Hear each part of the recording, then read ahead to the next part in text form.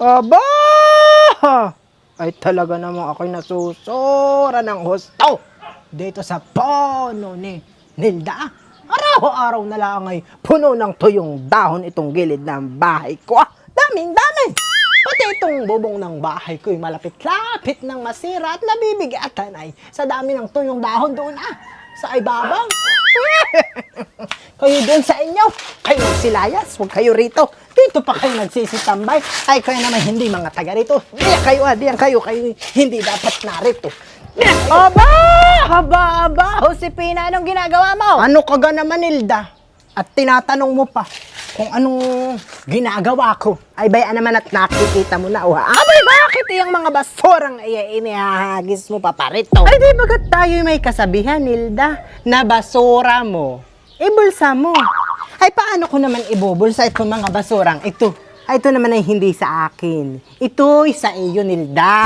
Ibinabalik ko lang sa iyo. Kaya imbis na ikaw ay magalit sa akin, na ikaw ay magpasalamat na lang at ikaw ay hindi nalilikaw paparito sa akin para kunin itong mga basura mo. At by di naman at iwinawaksi ko na papariyan sa iyo. Aba! Josepina! Galing mo naman. Hindi mo baga alam yung kasabihang tapat mo, linis mo.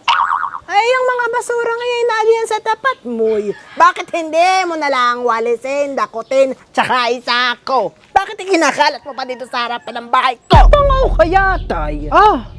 Ay anak tayo hindi nagkakaintindihan. Nilda, makinig ka, ha? Ganito Kanino itong punong iyan Kanino yan? Kanino? Aba! Josepina, itong punong ito ay amin.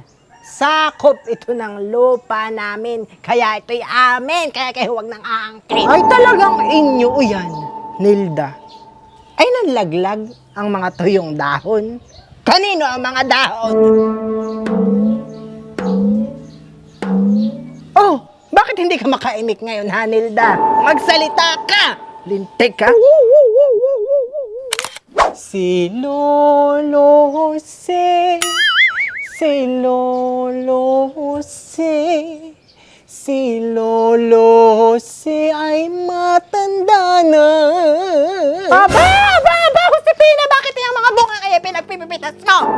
Magnanakaw ka? Ay, mano lang, Nilda.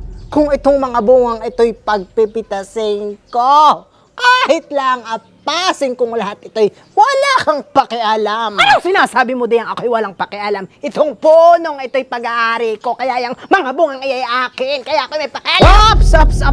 Ops, tumigil ka muna sa pag-imik. Anak, katay hindi na naman nagkakaunawa ang dalawa. Ganito Nilda, makinig ka uli. Kaninong lupa nakatapat itong mga buwang ito Sipatin mong maigi at nang ikay hindi magkamali sa iyong isasagot. Ay di yan, sa lupa mo nakatapat. Oh, ay di ibig sabihin, itong mga bungang ito'y pag-aari ko. Itong mga ito'y akin. Kaya wala kang pakialam kung itong mga ito'y pagpipitasin ko. Nagkakaintindihan na tayo, Mrs.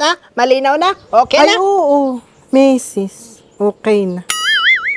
Yan nga palang mga bungang iyayuhan Hala, sige.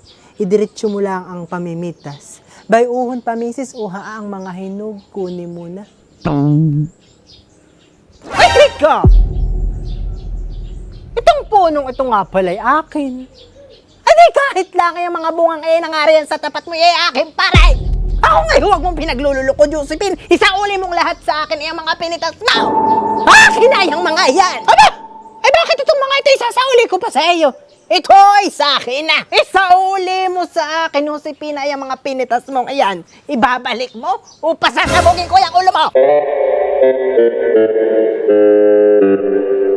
Meses, may isa pang hinog. Uha. Pitasin ko na din.